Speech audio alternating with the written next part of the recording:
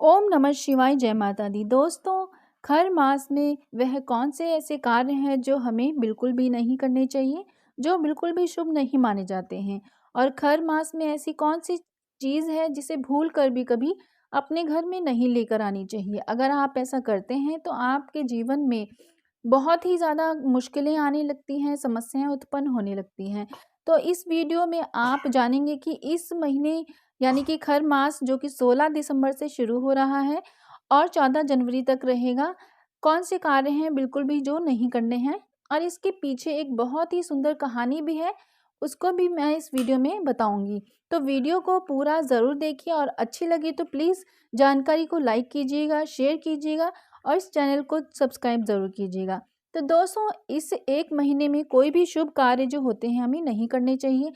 और यह बात सभी जानते होंगे कि खर मास यानी कि मल मास में हमें कोई भी मांगलिक कार्य जैसे कि शादी, मुंडन हो गया बच्चों का, शादी से रिलेटेड कोई भी हमें कार्य नहीं करने चाहिए। जैसे सगाई हो गई या शॉपिंग हो गई शादी की, या कोई भी गृह प्रवेश जैसे जो शुभ कार्य होते हैं वह हमें इस महीने नहीं करने चाहिए। यह मैं जानकारी एक पिछली वीडियो में भी दे चुकी हूँ, लेकिन आगे जो जानकारी है वह सुहागिन ने बहुत ही ध्यान से सुनिए, क्योंकि यह बहुत ही ज़रूरी है। कई लोगों को पता भी होती है और कई लोगों को यह जानकारी नहीं होती है।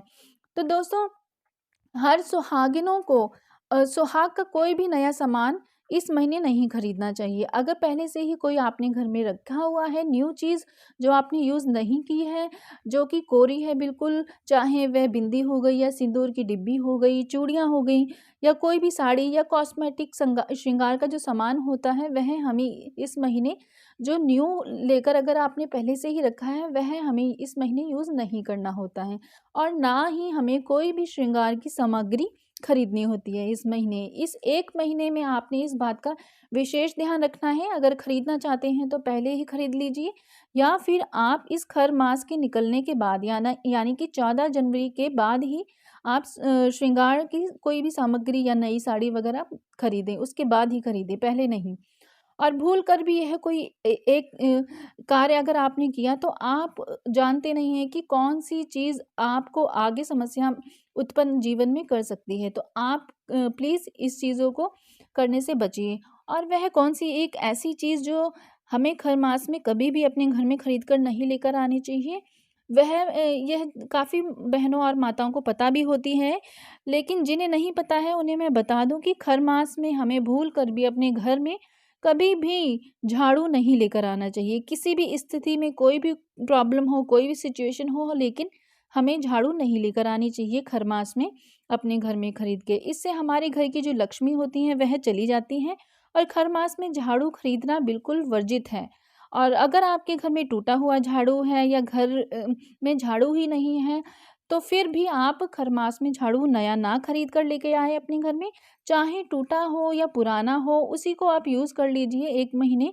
या कपड़े से झाड़ू को लगा सकते हैं, कपड़े से आप अपने घर को साफ कर सकते हैं, लेकिन झाड़ू भूल कर भी खरीद कर घर में आप प्लीज़ ना लेकर आएँ।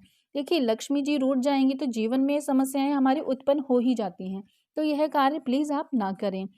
पहले खरीद कर रख सकते हैं, या खरीदने के बाद आप या तो जो 14 जनवरी तक रहेगा खरमास उसके बाद खरीदिए, या पहले से ही आप खरीद लीजिए। और इस दौरान जो 1 महीना है उस दौरान बिल्कुल भी झाड़ू ना खरीदें।